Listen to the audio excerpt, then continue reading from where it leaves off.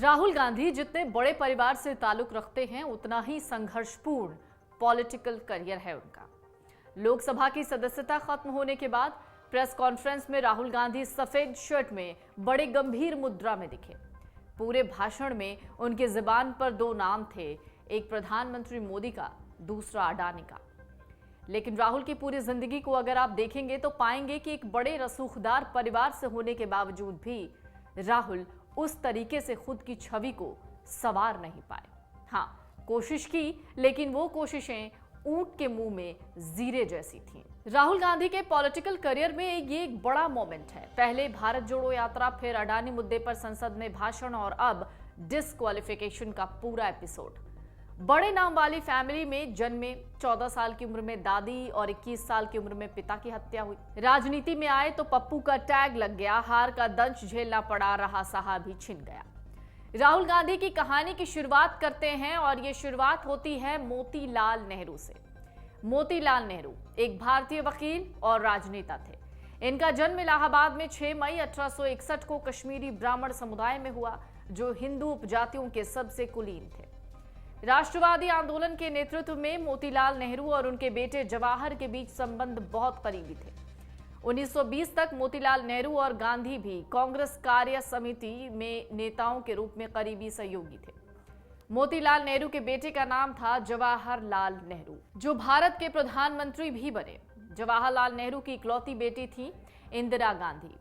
एक media report कहती है कि जवाहरलाल नेहरू के पिता मोतीलाल नेहरू पोता चाहते थे, लेकिन जब इंदिरा का जन्म हुआ तो वो दुखी हुए, लेकिन उन्होंने कहा कि जवाहर की बेटी 100 बेटियों पर भारी पड़ेगी।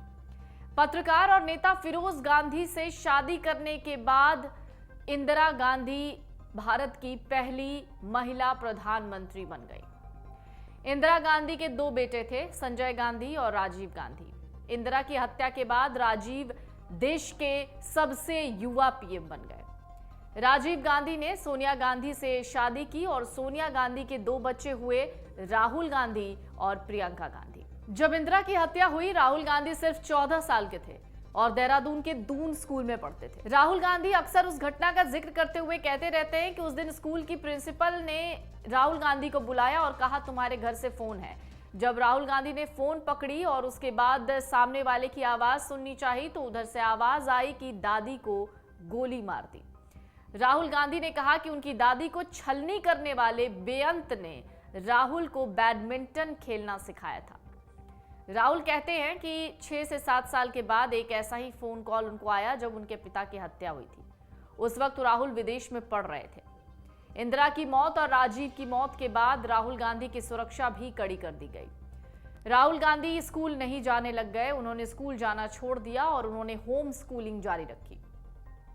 1989 में दिल्ली के सेंट स्टीफेंस कॉलेज में दाखिला लिया। 1990 में कॉलेज छोड़ दिया। हार्वर्ड यूनिवर्सिटी के रॉलिंस कॉलेज से ग्रेजुएशन किया। 1995 में कैम्ब्रिज यूनिवर्सिटी के ट्रिनिटी कॉलेज से डेवलपमेंट स्टडीज में एमफिल किया। पायलट ट्रेनिंग भी की है उन्होंने और निशानेबाजी भी सीखी है। 1996 में राहुल गांधी लंदन चले गए। मैनेजमेंट गुरु माइकल पोर्टर की कंसल्टिंग फर्म मॉनिटर ग्रुप में नौकरी भी की।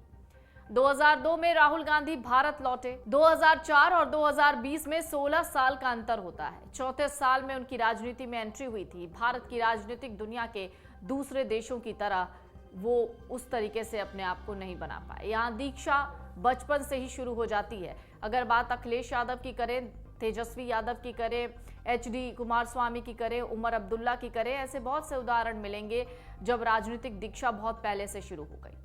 20-25 साल के होते होते राजनीतिक जो दिग्गज है वो मंझ जाते हैं। राहुल गांधी संभवतः इससे वंचित रहे। भारतीय राजनीति के पहलुओं से पूरी तरीके से परिचित नहीं हो पाए। राजनीति में आने से पहले बिजनेस में एंट्री की। बहुत कम लोगों को पता होगा कि राजनीति में आने से पहले 2004 में राहुल दिल्ली और लंदन बेस्ड कंपनी से जुड़ चुके थे। राहुल न सिर्फ एक पॉलिटिशियन है बल्कि एक सफल बिजनेसमैन भी है। राहुल एक स्मार्ट निवेशक हैं जिन्होंने कुशल रणनीति से रियल एस्टेट में इन्वेस्ट कर बहुत अच्छा मुनाफा कमाया हुआ है। साल 2003 में राहुल गांधी कांग्रेस की बैठकों और सार्वजनिक रैलियों में दिखने लगे थे। मई 2004 में राहुल गांधी को सबसे सुरक्षित सीट अमेठी से उतारा गया। यहां से उनके पिता राजीव गांधी कभी चुनाव लड़ा करते थे। उनकी मौत के बाद सोनिया यहीं से चुनाव जीती थी। सांसद बनने के बावजूद 2006 तक राहुल गांधी ने कोई और पद नहीं लिया। 24 सितंबर 2007 को कांग्रेस कमेटी के जनरल सेक्रेटरी बने, फिर यूथ कांग्रेस और national student union of India के अध्यक्ष बन गए। 2009 के चुनाव में राहुल गांधी ने अमेठी सीट पर बड़ी जीत दर्ज की। राजनीति में उन्हें पप्पू का टैग भी मिला। कई तरीके के भाषण राहुल गांधी के सामने आए, जिसमें देखने को मिला कि राहुल गांधी की जुबान किस तरीके से फिसल जाती है। धीरे धीरे राहुल गांधी मंचते चले गए। भारत जोड़ो यात्रा भी उन्होंने की। एक लंबी पद यात्रा के दौरान उन्होंने अपनी छवि थोड़ी बहुत सुधारने की कोशिश की, लेकिन उसके बाद फिर अचानक से राहुल गांधी के साथ कुछ ऐसा हुआ कि राहुल गांधी का ये पूरा संघर्ष मटिया मेट हो गया। राहुल गांधी के इस 2019 के भाषण को एक बार फिर से चर्चा में लाया गया और उस भाषण में राहुल गांधी ने मोदी उपनाम पर एक टिप्पणी की थी, जिसके बाद से लगातार राहुल गांधी बीजेपी के निशाने पर थे। आखिरकार हुआ ये कि राहुल गांधी की सांसदी चली गई। राहुल गांधी को 2 साल की सजा हो गई। तो कुल मिलाकर राहुल गांधी की जिंदगी बहुत ज्यादा स्मूथ नहीं रही। संघर्षपूर्ण राजनीतिक करियर भी रहा है। पर्सनल लाइफ में भी वो लगातार कोई ना कोई उतार चढ़ाव देखते रहे हैं। अमर उजाला अब आपके टीवी पर भी। अपने स्मार्ट टीवी पर YouTube पर सर्च करें अमर उजाला, चैनल सब्सक्राइब करें और देखें ताजा खबरें, वो भी HD क्वालिटी में।